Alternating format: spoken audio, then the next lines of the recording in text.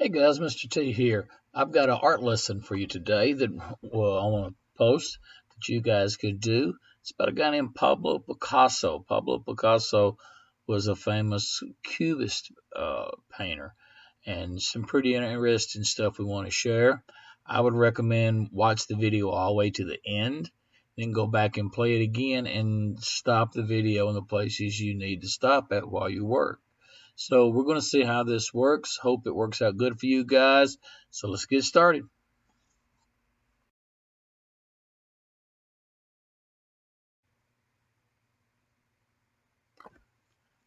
Pablo Picasso was born October 25th, 1881 in Magala, Spain. He lived most of his life in France as an adult. He died on April 8th, 1973.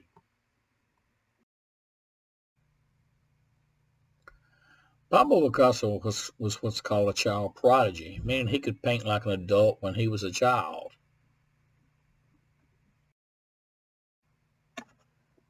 The shown painting was produced when Pablo was just 12 years old. The next few paintings show what kind of work he was doing when he was just a young teen.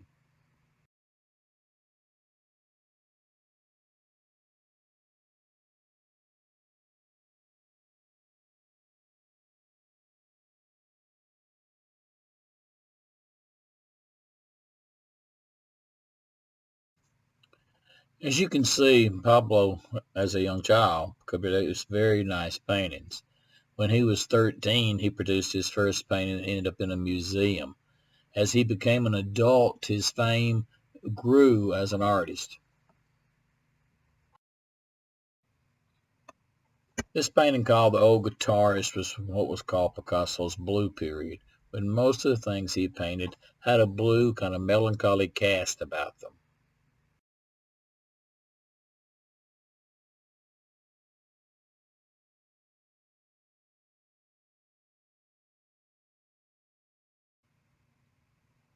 Picasso also went through a period he called the Rose period, where his paintings had a kind of a rosy, more cheerful color to them, even though the subjects weren't always cheerful.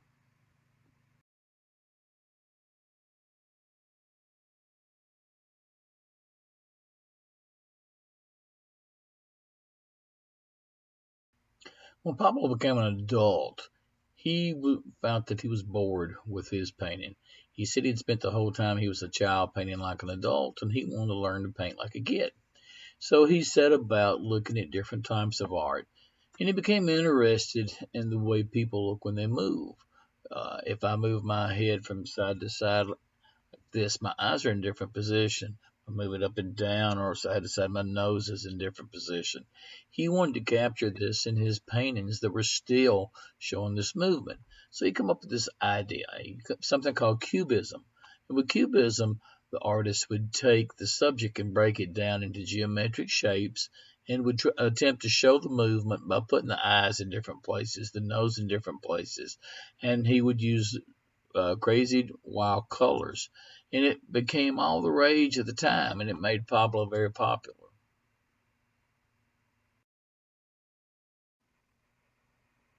Here's an example of one of Pablo's Cubist portraits. See how the lady's eyes are not lined up and her nose isn't not lined up, and all the features of her face are geometric. Pablo understood that as her face moved, the eyes had been in different places, the nose had been in different places, and he tried to capture this in his painting.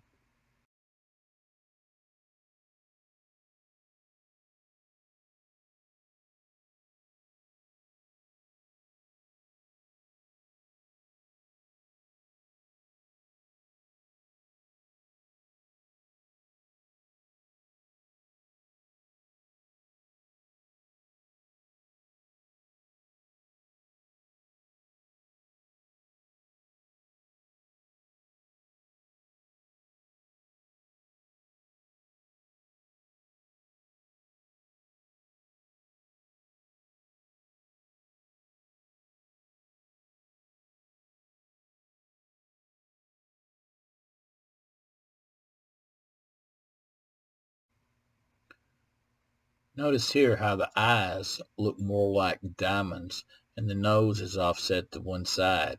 and the colors of our face are not what we would normally see.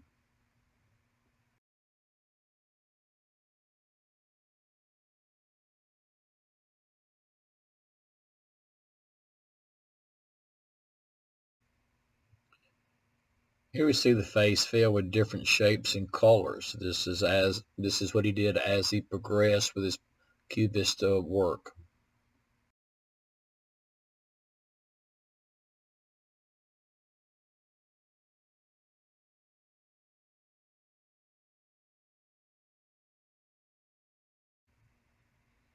So as we see here, the eyes, the nose, the mouth are not always in the same place. The colors of the face do not look realistic, and he uses geometric shapes to make a lot of the features of the face. Today I want us to try to make our own cubist portrait of a person. Could be yourself, could be one of your family, could be a friend of yours at school that you're missing during this time. We're going to take and make the features of the face exaggerated. Exaggerated means they're bigger than normal.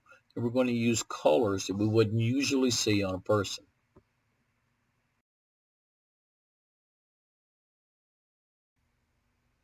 Now, to make our own portrait, we're going to need some simple things that you can probably find at home. You're going to need a piece of paper to draw on. You'll need a pencil. Doesn't have to be a drawing pencil. You can use whatever you have at home. Once we have it drawn, we're going to need to add some decoration to it. You can use markers if you have markers. You can use crayons if you have crayons. Or you can use paint set if you have that. I'm going to leave that totally up to you. And we're going to begin by making what's called a grid on our piece of paper. Really lightly, we're going to take our pencil and we're going to make a line right down the middle, top to bottom, and another line right across in the middle.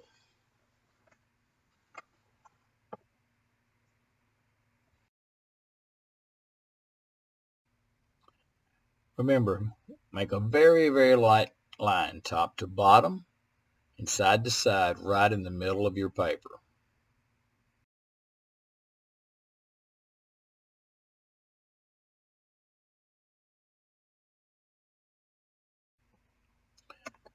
We're going to begin by making a shape that's very similar to a U in the middle of our paper. It needs to be pretty big. It needs to take up from about a couple of inches at the top to maybe a couple of inches on the bottom. Once we do that, we're going to do the edges, which will be the neck, and then we'll do the body part across the bottom, just like in the illustration.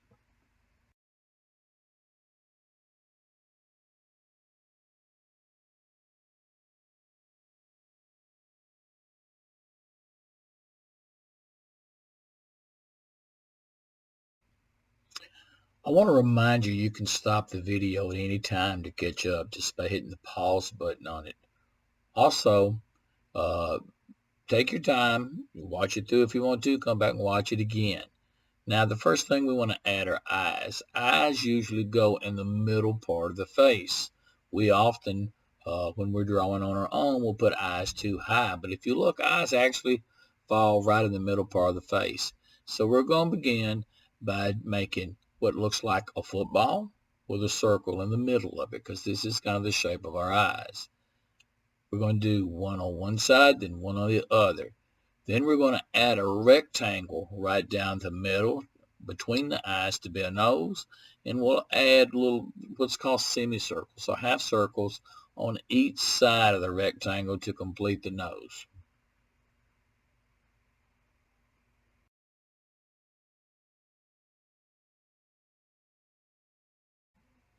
Okay, now we're going to add eyebrows for our portrait.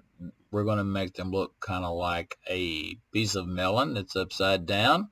We'll add one over the left eye, then one over the right. Remember, we want to exaggerate them, make them a little bit bigger than normal.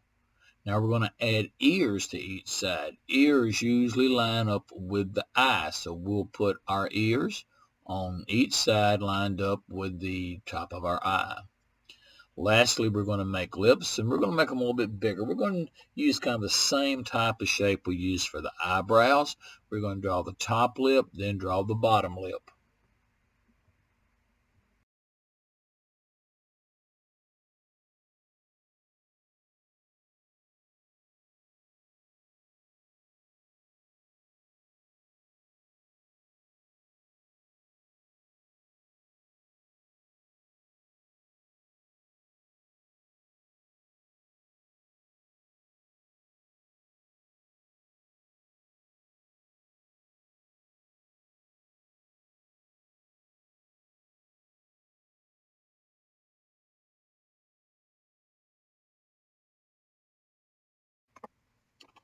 Now the time's come to color in our cubist portrait.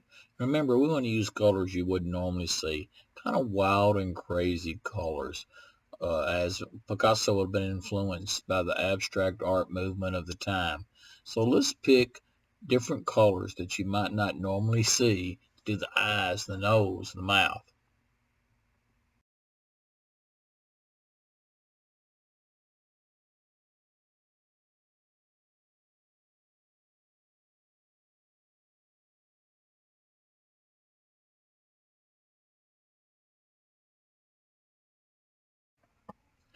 Lastly, we want to do our background and think of different type of colors, wild colors that you can add to kind of get the feel that Picasso used.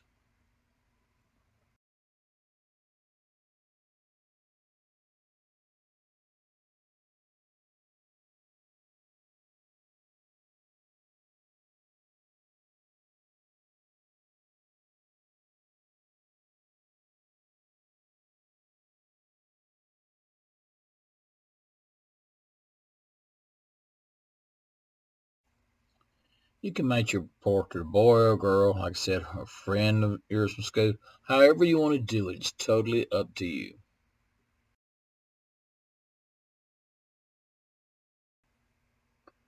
So that's it, guys. This is our Picasso Cubist portrait. Uh, I would recommend watching the video all the way through, going back and stop on the places you need to stop on. But remember, it's totally up to you. You do it how you want to. Do it what makes you happy. I'm going to be trying to be doing a few of these art lessons every so often, post them for you guys here. Hope to see you again. Missing you guys at school. See you later. Mr. T's out.